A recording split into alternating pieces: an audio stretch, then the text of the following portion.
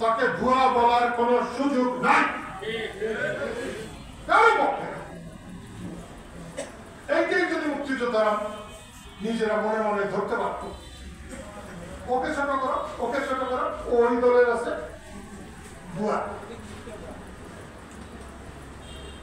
এখান থেকে ফিরে যেতে পারলে এখন আমি মনে করি মুক্তিযোদ্ধারা প্রচুর সম্মান নিয়ে করতে পারবে এবং তার বংশধররা প্রচুর সম্মান নিয়ে থাকতে পারবে। আজকে এনায়েত করিমের এই স্মরণ সভায় তোমরা এইটা মনে মনে নিয়ে যাও, যার একজন মুক্তিযোদ্ধা হলে তোমার কি কামড়ায়, তোমারটা কি খায়। এখানে যতটি মুক্তিযোদ্ধা আছে তার অর্ধেকের মনে মনে পিপি আছে। পরশু দিনের আগের দিনে আমরা বলছি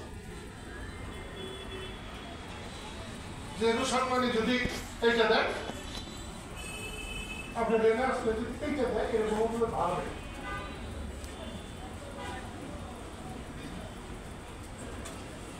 এখানে আসলে ডাক দিলেই আসলে আজ তো 20,000 নাকি 50,000 না দিলে তো কম পয়সা করবে।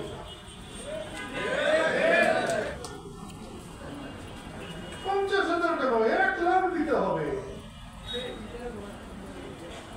বৈষম্য বিরোধী আন্দোলনের এখন পুরা করতেছ না, মুক্তিযোদ্ধার পুরা অসুবিধা হয়েছে, এখন পুরা করো না, তারপর সম্মানী দিচ্ছ না। স্বাধীনতা যোদ্ধাদের সম্মানী দিতে অসুবিধা, এদের কথা স্বাধীনতা সম্মানীদের সালাম দিয়ে দিবা। কিন্তু আমাদের মধ্যে চেতনা থাকতে হবে, আমাদের চেতনা নাই। চেতনাই সব থেকে বড়। মুক্তিযুদ্ধটা হেলা খেলা না, আর মুক্তিযুদ্ধও কিন্তু 9 মাসের যুদ্ধ না। মুক্তিযুদ্ধের পিছনে আরো যুদ্ধ আছে। টোটালি সেই যুদ্ধকে যদি তোমরা অস্বীকার করে শুধু 9 মাসের যুদ্ধ হও, তাহলে 4 বছরের মূল্য হবে না। আবার যারা মুক্তিযুদ্ধ পর্যন্ত নিয়ে গিয়েছিলেন, মুক্তিযুদ্ধে তারা প্রত্যক্ষ যুদ্ধে অনেক পিছিয়ে পড়েছিলেন, তারা যদি মুক্তিযোদ্ধাকে ল্যান্ড মারার চেষ্টা করে, আজকের যে অবস্থা হয়েছে তাই হবে বারবার। সবার উপযুক্ত সম্মান দিতে হবে, দিলেই আমরা সবাই সম্মানিত থাকি। মুক্তিযোদ্ধাদেরকে ছোট করার কম চেষ্টা হয় না, কাদের সিদ্দিকীকে ল্যান্ড মারার কম চেষ্টা হয় না। বঙ্গবন্ধু যদি বেঁচে থাকতেন, মুক্তিযোদ্ধাদের এই অবস্থা হতো না। বৈষম্য বিরোধী আন্দোলনের সফলতা আমি তাদেরকে 1000বার সম্মান জানাই, কিন্তু তারা যখন প্রথমে তাদের নামে যখন মুক্তিযোদ্ধাদের গলায় জুতার মালা পরায়, আমি বলে দিতে চাই তাদের গলায় একদিন মালা পড়বে। সেখান থেকে মুক্তি নয়। আমি কালকেও বলেছি, শেখ হাসিনার পতন আল্লাহর তরফ থেকে হয়েছে। তিনি কাউকে সম্মান করেন নাই, কাউকে গুরুত্ব দেন নাই। দেশ কারো একার নয়, দেশ সবার। এই দেশে একটা চোর ডাকাতেরও জীবন রক্ষার দায়িত্ব রাষ্ট্রের। বিচার করুন, বিচার করে শাস্তি দিন, 10 বার ফাঁসি দিন, যদিও আমি ফাঁসির পক্ষে না, কিন্তু বিচার করে করতে হবে। তা হয় নাই, সেই জন্য এটা হয়েছে। শেখ হাসিনাকে উৎখাত করে আজকে যারা বসছেন তারা কিন্তু ভালো করতে পারছেন না বা করছেন না। শেখ হাসিনার 16 বছরের সরকার আমলে যে দুর্নীতি হয়েছে, 10 মাসের আমলে তার চেয়ে বেশি দুর্নীতি যদি হয়, তাহলে কে ভালো? প্রশ্নটা এখানে আসে। আমি সেই জন্যে মুক্তিযোদ্ধাদেরকে বলবো, নিজে থেকে ছিল আর তোমরা নিজের জন্য মুক্তিযোদ্ধা না, মানুষের সেবা করার জন্য মুক্তিযোদ্ধা। বুকে হাত দিয়ে বলো তো, মিথ্যা আমি সহ্য করতে পারি না। বুকে হাত দিয়ে বলো তো, কয়জন মানুষ সাধারণ মানুষের কথা চিন্তা করো, কয়জন মানুষ অন্যের কথা চিন্তা করো? তুমি অন্যের কথা চিন্তা করো, তবে সে তুমি মুক্তিযোদ্ধা। তোমার চিন্তা যদি তোমার থাকে, তুমি কত ভাতা পাইলা, ডাক্তারি চিকিৎসা পাইলা কি পাইলা না, গাড়ির টিকিট পাইলা কি পাইলা না, এগুলা তোমার মাথায় না থেকে পাবলিক কি পাইলো, এটা যদি তোমার মাথায় থাকতো তাহলে আমি দেখতাম তুমি কি পাইলা কি পাইলা না। আমি কি দেখতে পারছি? বুকে হাত দিয়ে বলে যাও, তাদের স্মৃতি কিতাব থেকে আমরা 1000 আসবো, বেশি না 1000 আসবো আমরা। এখন হাত না দাও, আমি এটা বুঝি, আমার বয়স হচ্ছে, খালি ডাক দিলে 1000 আসবো। একটা মুক্তি যোদ্ধার গায়ে যদি একটা মাছি বসে, আমার গালে এসে থাকবো। আমাকে বঙ্গবন্ধু জেলা গভর্নর বানিয়েছিলেন, আমি এই পুলিশ প্যারেড ময়দানে বলেছিলাম আমি আর কিছু না পারলেও তোমাদের আমি কথা দিয়ে যাচ্ছি, আমি যতক্ষণ থাকবো ততক্ষণ এই টাঙ্গাইল জেলায় ঘরের দরজা খুলে কেউ যদি থাকে, তার বাড়িতে চুরি হলে তার দায়িত্ব আমার। আমি যদি সে দায়িত্ব পালন করতে না পারতাম, আমি নাকে সে চুপকে বুঝে দিতাম। এত ভালো মানুষকে সুন্দরভাবে চালানো কঠিন কাজ না। মানুষ হাঁস মুরগি পালে, গরু ছাগল পালে, আর মানুষ তো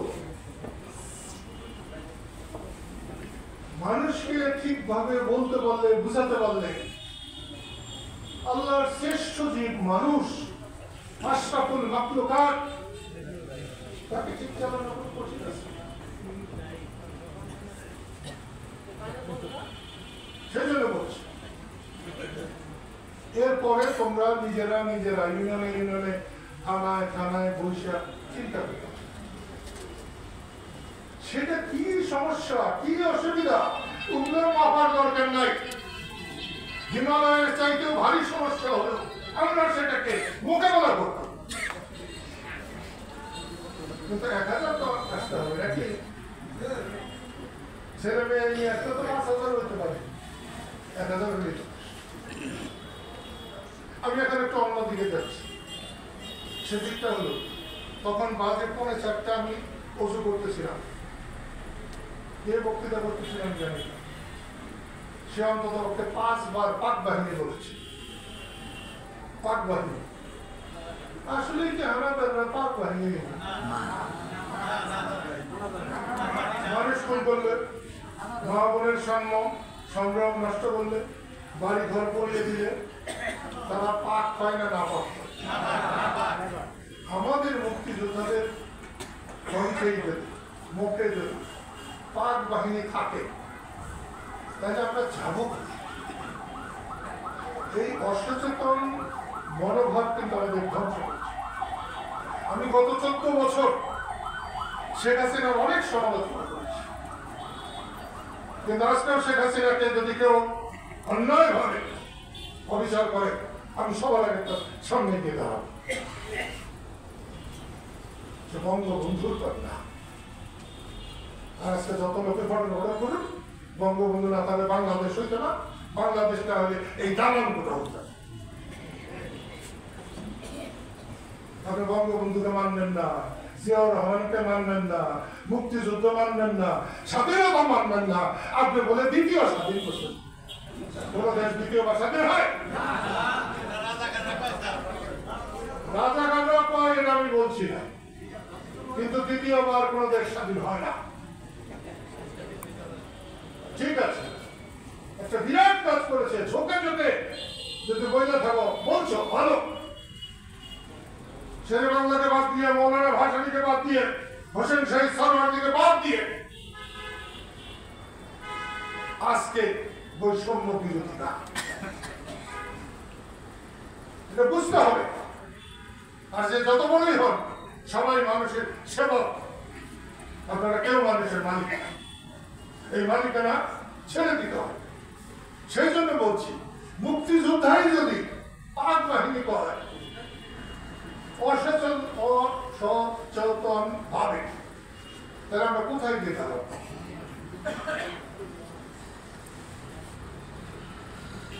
আমি একবার জাফরুল্লাহ চৌধুরী, ডক্টর জাফরুল্লাহ চৌধুরী সাভারে গিয়েছিলাম। তারা 40 জনকে তারা মুক্তিযোদ্ধাদের তারা সম্মানী দিয়েছে। সেটা আমার নামও ছিল। শর্ত ছিল যে আমাকে যদি ওরা দেয় তাহলে যাবো না, আর না দিলে আমি যাবো। তারা রাজি হয়েছিল, আমি গিয়েছিলাম। আমার বাবা পাশে বসেছিলেন অধ্যাপক ইউনুস, ডান পাশে বসেছিলেন জাফরুল হোসেন। আমি তারে জিজ্ঞেস করেছিলাম যে পাক বাহিনী বলে, আপনি কি বলেন এটা? উনি কিন্তু আমাকে বলেছেন পাক অর্থে হয়তো পাক বাহিনী বলে না। আমি তাকে বলছিলাম যে পাক পবিত্র, এটা কোরআন, আল্লাহ রাসূল, এই অর্থে যেন বলে না, এই অর্থ বুঝে দিতে গেলে কিন্তু চলবে না। তিনি মানছিলেন। তো আমি সব পদের মুক্তিযোদ্ধা। এই মুহূর্ত থেকে হানাদাররা পাক বাহিনী, হানাদার বললেই তো হানাদার। পাক হলো পবিত্র, হানাদার হলো অপবিত্র, দুইটাকে একসাথে নিয়ে আসে। একটু ভাবলেই এটাকে দূর করা যাবে। তারপর বললে আবার তারা বলে কি গন্ডগোলের বছর, মুক্তিযুদ্ধের সময়। মুক্তিযুদ্ধের সময়টা গন্ডগোলের বছর না, অল্প সময়, কিন্তু পৃথিবীর ইতিহাসে এত সংগ্রাম এত অল্প সময়ে খুব বেশি দেশে হয়। লাওস, কম্বোডিয়া, ভিয়েতনামে যুদ্ধ হয়েছে। দ্বিতীয় বিশ্বযুদ্ধ হয়েছে প্রায় 4.5 বছর। 6 কোটির উপরে লোক মারা গেছিল। বঙ্গবন্ধু বলেছিলেন এত অল্প সময়ে, এত ছোট জায়গায় এত বেশি মানুষ কখনো মারা যায়। এটাই সত্য। সেই জন্য বলছি, একটা মিলল না, একজন মানুষ এত সুন্দর, এত বড় একটা জিনিস এনায়েত করিমের স্মরণ সভায় শোক শোক, এখনো শোক জানে, স্মরণ করে আসে। একটা মানুষের গোলমাল করবে এবং সে মানুষটা স্বাভাবিক না, এসেছে বাইরে থেকে কোন জেলার জন্য, যাই হোক, এটা কোনো ভালো কাজ। সেই কাজটা আব্দুল্লাহ নিজে যে বের করে দিয়েছে। তোমাদের 90 জনের মধ্যে নাম নাই হয়েছে, যে কাজটা ছিল সবচেয়ে একটা নামাজ নষ্টকারীকে তাড়িয়ে দেওয়া যেমন, এটাও ঠিক তেমনি। তাই সঠিক জিনিসটা আমি তোমাদেরকে ভাবতে বলছি, করতে বলছি, বুঝতে বলছি। আমি একটা জিনিস বলবো,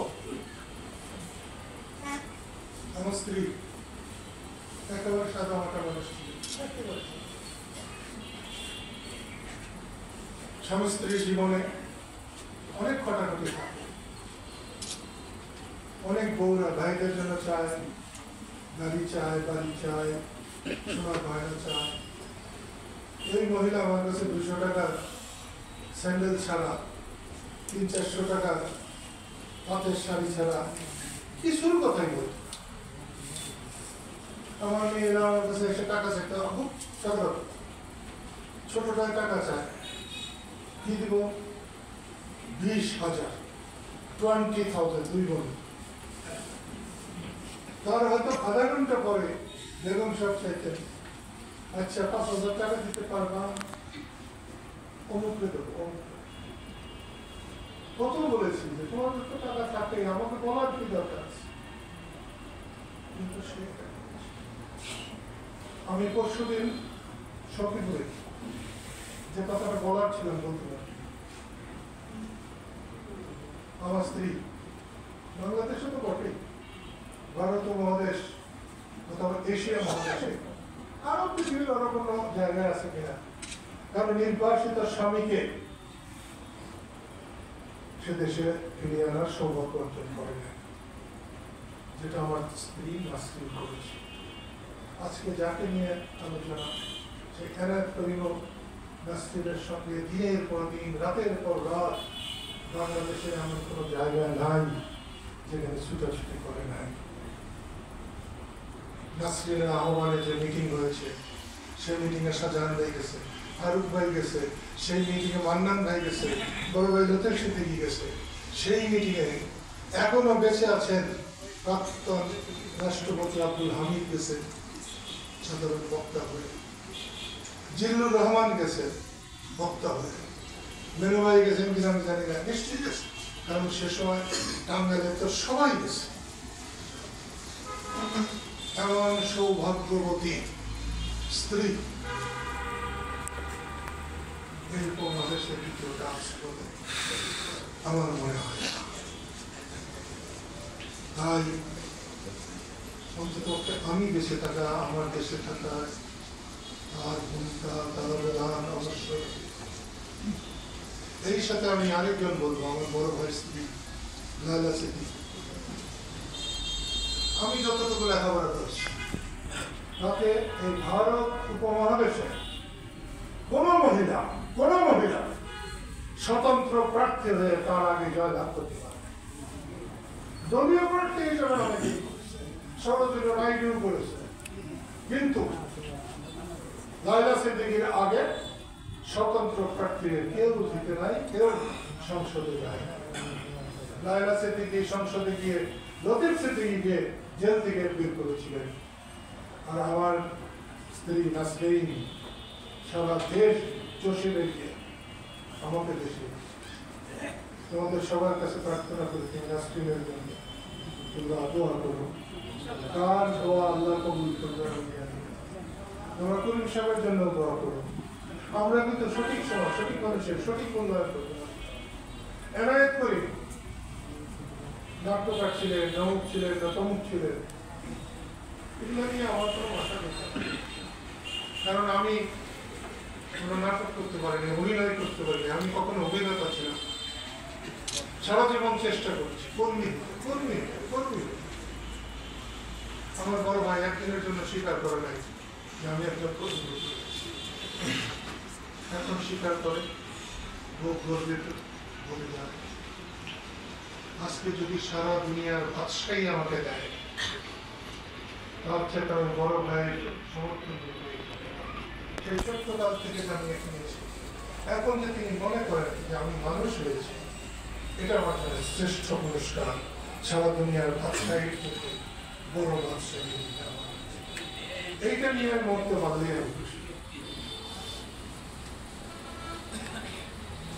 আমি তো একটা ভিউ কাপুরুষ। আমি ছিলাম গরুর রাখা, বাড়ি পালানো, স্কুল পালানো মানুষ। আমি ঢাকা শহরে রিক্সা চালিয়েছি পালিয়ে গিয়ে, সেই মানুষ আমি এখানে এসেছি। আমাকে কিচ্ছু দেন নাই, কিচ্ছু করেন নাই, কিন্তু আমি লতিফ সিদ্দিকীকে অনুসরণ করেই আমি আজকের মানুষ। আমি লতিফ ভাইকে দেখেই আমি রাজনীতিতে এসেছি, স্লোগান দিতে শিখেছি, পোস্টার লাগানো শিখেছি, মাইক মারা শিখেছি।